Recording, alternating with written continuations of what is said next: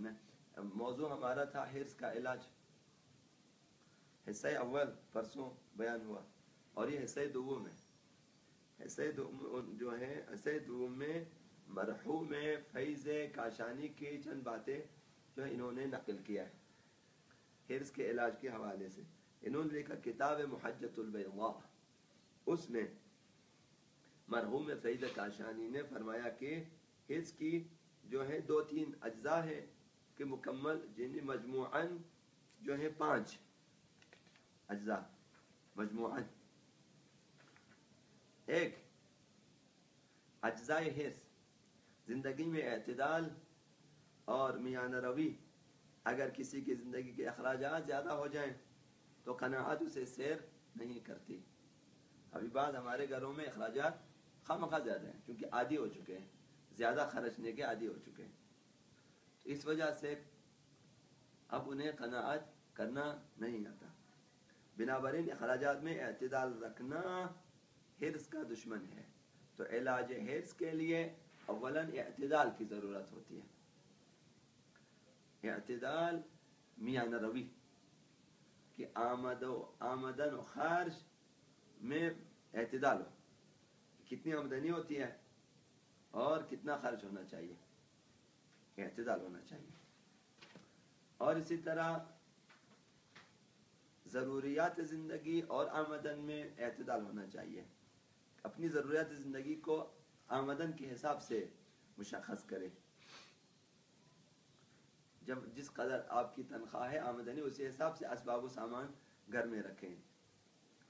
ابھی آپ جو ہے بہت بڑی گاڑی، بہت بڑا بنگلہ رکھنا چاہیں گے، اگر آمدنی کم ہے تب بھی ہم خسارے میں ہوں گے، تو وہ انسان کبھی حرص سے آزاد نہیں ہو سکتا، اعتدال برپا نہیں کر سکتا۔ وہ بہت سارے افراد معاشرے میں اس قسم کے ہوتے ہیں، مہمان کو دیکھ لیتے ہیں تو اعتدال سے نکل جاتے ہیں، خوشیاں ہوتی ہیں تو حد اعتدال سے نکل جاتے ہیں، غم ہوتا ہے تب بھی حد اعتدال سے نکل جاتے ہیں، مہمان آ جاتے ہیں بے تحاشا خرچتے ہیں، اعتدال نہیں ہے، اب جتنی جمع پونجی ہے خرچ کر لیتے ہیں، شادی ہوتی ہے ساری جمع پونجی حتیٰ قرضے بھی لے کے خرچتے ہیں، اور یا کبھی غم ہوتا ہے تو غم میں بھی، چونکہ رسم دنیا ہے کہ دوجا ہے تو تیجا ہے تو سر خاک ہے، حتیٰ خورمے میں خورمہ بھی مس نہیں کریں گے، سر خاک خورمہ بانٹنے کا رواج ہے، وہی بانٹیں گے،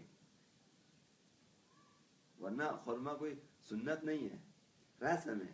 اسی طرح حلوہ سمنک رسم ہے، ابھی شاید اوپر یہ ضروری ہے، مثلا اوپر کے علاقوں میں یہ ضروری ہے، سیبوں کو مثلا حلوہ ہونا چاہیے، رسم ہے، لہذا وہ خرچیں گے چاہے ہو یا نہ ہو، آپ اعتدال سے نکل جاتے ہیں۔ تو ایسے لوگ جو ہے حرص سے آزاد نہیں ہو سکتے، چونکہ اعتدال نہیں، تو یہ پہلا جز کہ انسان کو اگر حرص سے آزاد ہونا ہے تو اعتدال ضروری ہے۔ حضرت رسول خدا صلی اللہ علیہ وآلہ وسلم نے ارشاد فرمایا من اقتصد اغناہ اللہ ومن بدر افقرہ اللہ، جو شخص میانہ روی اختیار کرتا ہے اللہ اسے غنی کر دیتا ہے، یعنی بے نیاز کر دیتا ہے۔ جب ہم کہیں غنی نے ثروت مند بنا دیتا نا، بے نیاز کر دیتا ہے، وہ دوسروں کے محتاج نہیں ہوتے، یہ غنا یہ ہے، انسان کسی کا محتاج نہ ہو، انسان کسی کا محتاج نہ ہو، اپنی آمدنی میں گزارا کر سکے، غنی یعنی یہ، استغنا یعنی یہ۔ تو جو شخص میانہ روی اختیار کرتا ہے اللہ اسے غنی کر دیتا ہے، اور جو اسراف و تبذیر کا مرتکب ہوتا ہے ومن بذر،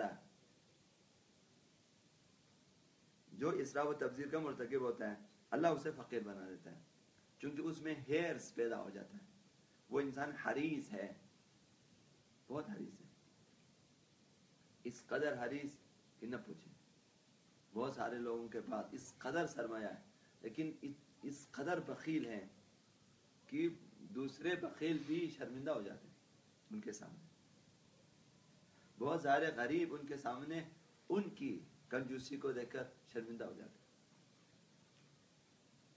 ایسا نہیں ہے جس کے پاس سرمایہ ہو وہ بے نیاز، وہ فقیر ترین شخص بھی ہو سکتا ہے، سرمایہ دار ہے لیکن فقیر ہے، چونکہ ذہن فقیر ہے، فکر فقیر ہے، لالچ اس کے اندر ہیر سے ہے. اس وجہ سے یہ ایک پہلا جز اعتدال ہے کہ خرچ اور آمدن میں اعتدال ہو. لہذا خوشی ہے، غمی ہے، مثلا رسم دنیا جو بھی ہے. اس دن بھی ایک چیز عرض کی، اگر انسان زمانے کا حاکم ہو تو وہ انسان زمانے کو اپنے مطابق چلاتا ہے. جس کا حاکم زمانہ ہوتا ہے وہ زمانے کے مطابق چلتا ہے. ٹھیک ہے نا؟ بارہا و بارہا حضرت اقبال کے شعر کو جو آپ کی خدمت میں عرض کیا، اور آپ لوگوں کو ماشاءاللہ حفظ ہوگا، مخصوصاً ہمارے اقبال کے جو شاہین ہیں انہیں حفظ ہونا چاہیے. البتہ آج کل شاہین بھی کن ذہن ہوتے ہیں. تو حدیث بے خبران است کہ با زمانہ بھی ساز، زمانہ باتو نہ سازد تو با زمانہ ستیز. انقلابی فکر یہ ہے کہ یہ جاہلوں کی باتیں ہیں کہ زمانے کے ساتھ ساتھ چلو، زمانے کے ساتھ ساز باز کرو، زمانے کے ساتھ زمانے کے موافق چلو. نہ، حدیث بے خبران است یہ جاہلوں کی باتیں ہیں، نادانوں کی باتیں ہیں. حدیث بے خبران است کے بعد زمانہ بھی ساز، یہی ہمارا نعرہ ہوتا ہے. بھائی معاشرے کے حساب سے چلو، رسم کے مطابق چلو، یعنی زمانے کے ساتھ چلو. زمانہ خراب ہے تم بھی خراب ہو جاؤ. زمانے میں اسراف کا رواج ہے تم بھی اسراف کرو. حدیث سے بے خبران است کہ زمانہ باتو نہ سازد، زمانہ تمہارا موافق نہیں آئے گا، کبھی بھی نہیں. انتظار میں مت بیٹھے ہیں. زمانہ جب حاکم ہو جاتا ہے زمانہ انسان کو دباتا جاتا ہے. تو اسراف جو ہے وہ ہوتا جاتا ہے. اب اس میں کمی نہیں آئے گی. ایک جگہ ایک مقام نہیں آئے گا کہ جہاں انسان کہے کہ نہ اس سے آگے اسراف کی اصل نہیں ہو سکتا. نہ، ہوتا ہے، اسراف کی گنجائش ہوتی ہے. بہت سارے لوگ زیادہ اسراف کرتے ہیں. شادیوں میں اسراف کیا، 20 25 دنیا میں نام پیدا کیا لڑکیاں خریدنے میں بادشاہوں نے. اسی دور کے، اسی صدی کے. کیا ہے؟ ہرس ہے، لالچ ہے. لہذا اسراف ہے. انہوں نے اصلاً 1 2 3 4 بیویوں پہ اکتفا نہ کیا، حرم سرا بنا دیا اپنے لیے. وہاں بھی اسراف، وہاں ان کے لیے حوضچے بنا لیے. اب یہ بادشاہ سیر کو جاتا ہے، انہیں حکم ہے کہ آپ جو ہیں وہ ساری خواتین مثلا وہاں نہاتی رہیں. اسراف در اسراف. چلیں آگے، گنجائش ہے اسراف میں. تو لہذا زمانہ کبھی بھی انسان کو معاف نہیں کرتا کہ اب نہ، اس کے بعد آپ اسراف نہیں کر سکتے. نہ، انہیں کرتے جاؤ کرتے جاؤ. تو زمانہ باتو نہ سازد تو با زمانہ ستیز. تمہیں لڑنا ہوگا زمانے کے ساتھ، زمانے کو اپنے موافق کرنا ہوگا. نہ، میں نے یہ کام نہیں کرنا ہے اگرچہ رسم ہے، کیونکہ آپ زمانے کے تابع نہیں ہے، تابع فرمان نہیں. آپ صرف اسلام کے تابع فرمان ہیں، خدا کے تابع فرمان، نہ زمانے کے. ہمیشہ دیکھو کہ یہ کام معاشرے میں اسلام کے مطابق ہے، انجام دو. نہیں ہے، انجام مت دو، بھلے ساری دنیا ناراض ہو جائے. اب ایسے افراد اگر پیدا ہو جائیں معاشرہ سدھر سکتا ہے. ایسے افراد اگر پیدا ہو جائیں، لیکن امام راحل نے فرمایا کہ نقطۂ آغاز اپنی ذات ہے، کہ ہم اپنی ذات سے شروع کریں. دوسروں کو نہ کہیں کہ آپ یہ کام، آپ یہ نہ. بھائی آپ پہلے شروع کریں. آپ شیر بہا لینا بند کر دیں، آپ گلہ لینا بند کر دیں، آپ جہیز کو کم کر دیں. آپ اپنی ذات سے شروع کریں تاکہ دنیا سیکھ لے. بہرحال تو یہ اس شعر کو ذہن میں رکھیں. حدیث بے خبرانہ کہ با زمانہ بھی ساز، زمانہ باتو نہ سازد تو با زمانہ ستی. یہ ایک اسلامی انقلابی فکر ہے. اسلام زمانے کو بدلنے کے لیے آیا ہے. یا محول الحول والاحوال حول حالنا الی احسن الحال. ہم حالات کو بدلنے کے لیے آتے ہیں. ہم چاہتے ہیں کہ ہماری حالت بہتر سے بہتر ہو جائیں. یملأ الارض قسطا وعدلا کما ملئت ظلما وجورا. ظہور اس لیے ہے نہ کہ رائج معاشرے پہ حکومت کرے، نہ اس کو بدلنا ہے، اسے عدل انصاف سے بڑھنا ہے. ٹھیک. تو ہمیں زمانے کے موافق نہیں چلنا، ہمیں اسلام کے موافق چلنا ہے. ٹھیک. اگر ہمیں انقلابی فکر اور انقلابی سوچ پیدا نہ ہو تو ہم مار کھائیں گے. ہمیشہ زمانہ آپ کو دبائے گا. ٹھیک. دوسرا شعر بھی پڑھوں گا جو اب پھر بھی آپ شاہین کو حفظ ہے انشاءاللہ کہ موجز خود رفتئی باز خرامید و گفت ہستم اگر می روم گر نروم نیستم. اگر آپ میں انقلاب نہیں آتا، اگر آپ تب بدلنا نہیں چاہے، انقلاب یعنی چاہیے ہم زمانے کو بدلنا چاہتے ہیں نا. زمانہ آپ اس وقت بدل سکتے ہیں زمانے کو جب آپ بدل جائیں. ان اللہ لا یغیر ما بقوم حتی یغیروا ما بانفسهم. ٹھیک. قرآن کی آیت کہ خداوند اس قوم کی حالت نہیں بدلتا جب تک وہ خود نہ چاہے کہ اپنی حالت بدلے. خدا نے آج تک اس قوم کی حالت نہیں بدلی. نہ ہو جس کو خیال آپ اپنی حالت کے بدلنے کا. ہمیں اگر اپنی حالت کے بدلنے کا خیال نہ ہو، خدا بھی کہتے ہیں چھوڑ دیتے ہیں اسے.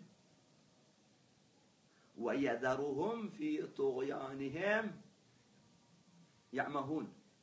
قرآن میں ایک آیت ہے، خداوند ان گمراہوں کو منافق کیا کرتا ہے؟ وَيَذَرُهُمْ انہیں ان کی سرکشی میں چھوڑ دیتا ہے. وَيَذَرُهُمْ فِي طُغْيَانِهِمْ يَعْمَهُونَ. وہ بھٹکتے پھرے، خدا پھر نہیں کھینچتا. جسے ٹھوکر لگے وہ یہ سمجھے کہ مجھے خدا نے روکنا چاہا ہے، نہ سزا دینا چاہے. قصہ سنا آپ کو؟ قصہ سناؤں گا. ہماری باتیں یہیں پہ رک جائیں. انہوں نے کہا قرآن کو نہ پڑھے. حضرت شیخ ہے جعفر شوشتری. صحیح. کس قدر بڑے فقیہ ہیں، کس قدر بڑے عالم ہیں. متعدد مقامات پہ آپ نے یہ چیز نوٹ کی اور پڑھی ہوگی، اور متعدد لوگوں کی زبان سے آپ نے چیز سن لی ہے، غالباً آپ نے سنا ہوگا. شیخ جعفر شوشتری عارف بزرگ، ولی خدا، بہت بڑی ہستی. آقا امام حسین کی خاص نظر ہے ان پر. ان کی بیوی ہے، یہ ان کی پٹائی کرتی تھی. ان کی بیوی ان کو مارتی تھی. بہرحال باتیں ہوئی، ہمسایوں سے آگے آگے آگے ان کے شاگردوں تک بات پہنچی. شاگردوں نے کہا یہ ہمارا اتنا عالم تشیع کا استاد، گھر میں اس کی پٹائی ہوتی ہے. انہیں کم بھی نہیں، کبھی کہتے ہیں حسابی مجھے مارتے ہیں، انہیں بہت زیادہ تھکنے تک مارتے ہیں. وہ خاتون مارتی جاتی. تو یہ باتیں شاگردوں نے کہا کہ آپ اپنی بیوی کو طلاق دیں. کہا نہیں دوں گا. کہا یا پھر بعض خواتین کو ہم آپ کے گھر بھیجیں گے، اس کی پٹائی کریں گے، اس کو سبق سکھائیں گے. کہا یہ اس کی بھی اجازت نہیں ہے. تو پھر کیا کریں؟ کہا کچھ نہ کریں. میں جب حرم امیر المومنین میں نماز پڑھا تھا تو دنیا کی مخلوقات جو ہے مثلا وہاں میرے پیچھے نماز پڑھتی ہے، دنیا مجھ سے ملنے آتے ہیں، اس قدر عزت احترام. تو کبھی کبھی مجھ میں ہوا داخل ہو جاتی ہے. جب میں گھر آتا ہوں میری خوب پٹائی ہوتی ہے تو وہ ہوا نکل جاتی ہے. یعنی یہ خدا کی طرف سے بہت بڑی نعمت ہے، یہ ہونا چاہیے. کہتی یہ خدا کی لاٹھی ہے مجھے متوازی رکھنے کے لیے، کہ یہ خدا کی لاٹھی ہے کہ دیکھو شیخ شوشتری تم نے تکبر نہیں کرنا. تمہارے لیے ہم ایک مثلا ایک بیوی کو اس پہ شیخ شوشتری نے فرمایا، آج بھی میں نے پڑھا یہ واقعہ، کہا کہ یہ خدا کی لاٹھی ہے میرے لیے تاکہ دیکھو میں متواضع ہو رہا ہوں، میں تکبر نہ کروں، میں اپنے آپ کو کچھ وہ مطلب انہوں نے فرمایا مجھے خدا نے مقامات دیے ہیں، اس پہ کبھی کبھی میرے اندر کچھ بات پیدا ہو جاتی ہے. گھر میں آتا ہوں یہ میری پٹائی کرتی ہے خوب. کہتے ہیں وہ اس قدر عرب خاتون قوی ہے کہ میں اس کی پٹائی نہیں کر سکتا یعنی حتیٰ کہ میں دفاع نہیں کر سکتا. تو وہ اس قدر قوی ہے کل ہے وہ خاتون. خدا کی لاٹھی ہوتی ہے۔ جب آپ کہیں جانا چاہتے ہیں، گاڑی نہیں ملتی آپ کو، جہاز کینسل ہو جاتا ہے، مثلا روڈ خراب ہو جاتا ہے، بسیں رک جاتی ہیں، سمجھے مصلحت ہے، خداوند آپ کو روکنا چاہتا ہے، خداوند آپ کو روکنا چاہتا ہے۔ اگر سارے کام آپ کی مرضی کے مطابق ہو گئے، سمجھے خدا نے آپ کو چھوڑا ہوا ہے، وہی ادروں بھی طغیان یعمہون ہے، آپ کو چھوڑ دیا خدا نے، خدا کو پرواہ نہیں ہے، جہاں جانے جاؤ، جہاں مرنے مرو، مجھے کیا۔ کبھی گھر میں ایسا ہوتا ہے، بچوں کو آپ سمجھاتے ہیں بھائی یہ نہ کرنا، یہ نہ کرنا، یہ ٹھیک نہیں ہے، جب وہ تنگ کرتے ہیں جاؤ جہاں جانا جاؤ، دباؤ جاؤ، اب جاؤ شراب پیو، کباب کھاؤ، جو بھی کرنا کرو، اس طرح ہوتا ہے، خداوند چھوڑ دیتا ہے۔ تو لہٰذا کبھی خداوند چاہتا ہے کہ ہماری اصلاح کریں تو ہمارے لیے کوئی ایسی مشکل رکھ لیتا ہے، خداوند ایسی مشکل رکھ لیتا ہے کہ دیکھو ادھر ادھر نہ جانا، آپ کو روکنے کے لیے ہے۔ تو جس کام کو خدا نے آپ کے سپرد کیا ہے اسے غنیمت جانیں۔ لہذا جو لوگ زمانے کے حاکم ہوتے ہیں وہ خدا والے ہوتے ہیں، وہ بھی زمانے کو اپنے حساب سے خداوند متعال کے احکامات کے حساب سے مثلا چلانا چاہتے ہیں۔ لیکن جو لوگ من اتخذ الہہ ہواہ، وہ لوگ جنہوں نے اپنے خواہشات کو اپنا غلام بنایا ہوا ہے، پھر وہ لوگ زمانے کے مطابق، بھئی آج کل یہ چل رہا ہے تو وہ بھی چلے گا، اسی طرح چلے گا، آج کل یہ رواج ہے تو وہی رواج ہے۔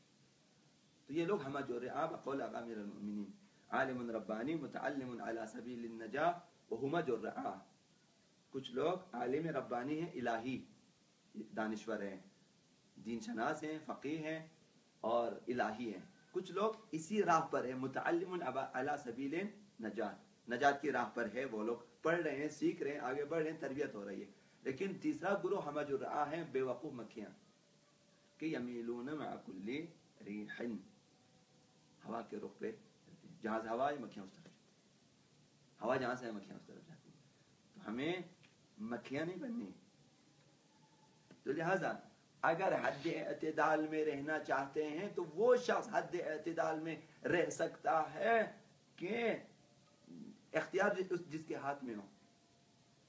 اگر زمانے کے اختیار اس کے ہاتھ میں نہ ہو تو پھر وہ کچھ بھی نہیں کر سکتا۔ تو لہذا ہمیں بدلنا ہوگا، ہمیں نقطۂ آغاز ہم خود ہیں۔ تو بعض لوگ انقلابی ہیں، صحیح انقلابی ہیں، یعنی انقلاب لانا چاہتے ہیں لیکن اپنے اندر انقلاب نہیں آیا، منقلب ہونا چاہیے پھر انقلاب لانا چاہیے، خود منقلب نہیں ہوتے ہیں، دوسروں کے آپ بدلو، آپ بدل جاؤ، دوسروں کو بدلنا چاہتے ہیں، یہ کبھی بھی انقلاب نہیں لا سکتے ہیں۔ تو نقطۂ آغاز ہم خود ہیں، ہم اپنے ذات سے شروع کریں، یہ پہلی چیز۔ دوسری چیز حرص کے علاج کے لیے، لالچ کے علاج کے لیے یہ ہے کہ جب انسان کے پاس زندگی گزارنے کے لیے کافی مقدار میں مال موجود ہو تو مستقبل کے بارے میں فکر مند نہ ہو، اس لیے کہ بہت سے حریص صرف مستقبل میں مالی مشکلات سے بچنے کے لیے حرص میں گرفتار ہو جاتے ہیں کہ آگے کیا ہوگا، گورنمنٹ جاب نہیں ہے، مستقبل بچوں کا مستقبل، حالانکہ کسی کو بھی نہیں معلوم بچوں کا مستقبل کیا ہوگا۔ جنہوں نے کروڑوں کے جائیداد چھوڑے ان کے بچے کہاں پہ ہیں؟ زیادہ تر انہی کے بچے شرابی کبابی ہیں جنہوں نے اچھی مستقبل بنا، اچھے مستقبل کی تلاش میں۔ تو کسی کے پاس گارنٹی نہیں ہے کہ آپ کے پاس دولت ہو، ثروت ہو، لہذا حرص نہ کریں۔ جب آپ کو کہ جب آج تمہارے پاس ہے تو کل کی فکر نہ کریں، کل پھر ملے گا، وہی خدا ہے، وہی چیزیں۔ تو اگر زندگی گزارنے کے لیے بحد کافی مال و دولت ہے تو مستقبل کے بارے میں فکر مند نہ ہو، اس لیے کہ بہت سے حریص صرف مستقبل میں مالی مشکلات سے بچنے کے لیے حرص میں گرفتار ہو جاتے ہیں، حالانکہ وقت آنے پر مناسب تدبیر اختیار کرنے سے مستقبل کے مسائل بھی اپنے وقت پر حل ہو جاتے ہیں، چونکہ خداوند مدبر الامور ہے، یا مدبر الامور ہے نا، دعائیں نو روز میں پڑھتے ہیں، یا مدبر اللیل والنہار، کہ دن اور رات کی امور کو چلانے والا، تدبیر کرنے والا، خداوند مدبر ہے۔ تو ہم بھی خدا کی مخلوق ہیں، خدا کی مخلوقات میں سے ہیں، ہمارے امور کی بھی تدبیر خدا کے ہاتھ میں ہے۔ ہم سے زیادہ خدا کو ہمارے بچوں کی فکر ہے، ہم سے زیادہ خدا کو ہماری فکر ہے. جتنا کام خدا نے ہمارے لیے کیا ہم نے اپنے لیے نہیں کیا. خدا نے ہمارے لیے کم و بیش 1,24,000 مثلا 1.25 پیغمبر بھیجے، ہمارے لیے کتابیں نازل، ہمارے لیے اس قدر رہنما، اس قدر علماء، اس قدر، تاکہ ہم جو ہے ہمارے امور کی تدبیر کریں. تو لہذا درست تدبیر کریں، یہی اپنے آپ کو حد اعتدال میں رکھیں، خداوند جو ہے مستقبل کو کے مسائل کو بھی حل کر دے گا. قرآن مجید میں آیا ہے کہ الشیطان یعدکم الفقر، شیطان تمہیں فقر و تنگ دستی کا وعدہ دے دیتا ہے. جو ہمارے دلوں میں ہے، ہم سب یہی سمجھتے ہیں کہ میں فقیر ہو جاؤں گا، کل کو کون مجھے کھلائے گا، کون مجھے دے گا. مثلا بعض ہمارے جو ہیں شاہین ہوتے ہیں اقبال کے، مثلا شادی نہیں کرتے، کہتے ہیں کل ابھی تک نوکری نہیں ہے، جو ہے مثلا پکی نوکری نہیں ہے، اچھی خاصی تنخواہ نہیں ہے. بعض کی عمریں مثلا 35 سال ہونے والی ہیں، ابھی تک انہوں نے شادی کرنی، تو ابھی کوئی اچھی جاب ملے پھر انہیں خدا کے بارے میں بدگمان ہے. ٹھیک ہے نا سر؟ تو الشیطان یعدکم الفقر، یہ جو ہمیں تنگ دستی کا وعدہ دے دیتا ہے وہ شیطان ہے. وَيَأْمُرُكُمْ بِالْفَحْشَاءِ، پھر شیطان ہمیں برے کاموں کا حکم بھی دے دیتا ہے، یعنی حرص میں مبتلا کر دیتا ہے، فقر کا وعدہ دے دیتا ہے، فقر سے بچنے کے لیے مشورہ دیتا ہے گناہ کریں، غصبی کریں، کم تولیں، مثلا دھوکہ دیں، یہ چیزیں. یہ دوسری چیز، یعنی حرص سے بچنے کے لیے دوسری چیز کیا ہے؟ مستقبل کے بارے میں فکر مند نہ ہو. آج اگر کھانا ہے بس ٹھیک ہے، آج اگر زندگی گزر رہی ہے تو مستقبل کی زیادہ فکر نہ کریں. دو، تیسری چیز، انسان قناعت اور اس سے حاصل ہونے والی عزت کے بارے میں غور و فکر کر. اگر میں قناعت کروں تو مجھے عزت ملتی ہے، عزت اور عظمت ملتی ہے، اور حرص اور طمع کے نتیجے میں ہونے والی ذلت کے بارے میں غور کریں. یہ جو لوگ بھیک مانگتے ہیں، لوگوں سے پیسے مانگتے ہیں، ان کی عزت نہیں ہوتی، معاشرے میں ان کی عزت نہیں ہوتی. تھرڈ کلاس کا بندہ بھی انہیں ذلیل سمجھتا ہے چونکہ یہ مانگنے والے. تو اس سے اسے حرص سے دور اور قناعت کے قریب ہونے میں مدد ملے گی. جہاں تک وہ کوشش کریں کہ کسی کے محتاج نہ ہوں، لہذا قناعت ضروری ہے. اپنے پاس جو کچھ ہے بچائیں تاکہ کسی کا محتاج نہ ہو. مثالیں بہت ہیں، بہت سارے لوگ رات بھر خوب کھاتے ہیں، صبح پھر بھیک مانگتے ہیں، رات کو عیاشی کرتے ہیں، رات کو پیسے اڑا لیتے ہیں، صبح کو پھر بھیک مانگتے ہیں، دوسروں سے ادھر سے ادھر سے قرضے لیتے ہیں، بھاگ جاتے ہیں. حضرت آقا رسول خدا صلی اللہ علیہ وآلہ وسلم نے ارشاد فرمایا، عز المؤمن استغناء عن الناس. اسے یاد رکھیں، ان مؤمن کی عزت یہ ہے کہ لوگوں سے بے نیاز رہیں، لوگوں کے محتاج نہ رہیں، لوگوں کے مددگار رہیں، لوگوں سے رابطے رکھیں، نہ ان کے محتاج ہوں آپ دوسروں کے تو محتاج نہ رہیں. اگر آپ نے اپنے آپ کو محتاج اور دست نگر نہیں رکھا تو یہ کہ آپ خداوند آپ کو بے نیاز کر دے گا. تو چوتھی چیز بھی عرض کروں گا آپ کی خدمت میں، انسان گزشتہ نسلوں خصوصاً یہودیوں اور دیگر حریص اقوام و قبائل کی زندگی کا مطالعہ کرے اور ان کے حالات کا انبیاء و اولیاء کے حالات سے موازنہ کرے، پھر اپنی عقل کو قاضی بنا کر اس سے فیصلہ مانگے تو اولیاء الہی کے ساتھ رہنا چاہتا ہے یا اہل حرص دنیا پرستوں کے ساتھ. تو آپ دیکھیں گے کہ دنیا میں بڑے بڑے نام آئے ہیں، مثلا قارون ہے، شداد ہے، مثلا حامان ہے، یا مثلا جو فرعون ہے، تا آج کے خلفاء تک. ان کی عزت کہاں ہے؟ ان کی داستانیں کن داستانوں میں ہیں؟ انہیں دنیا ظالم سمجھتی ہے، جابر سمجھتی ہے، ان پہ دنیا لعنت کرتی ہے، از آدم تا اندم. اور انبیاء دیکھیں مظلوم رہے، شہید ہوئے، لیکن پھر بھی دنیا عزت کی نگاہ سے دیکھتی ہے. عزت ہے، آخرت بھی ہے اور دنیا بھی. تو انشاءاللہ باقی کل ہم آپ کی خدمت میں عرض کریں گے انشاءاللہ. پر محمد و آل محمد صلی اللہ علیہ وسلم.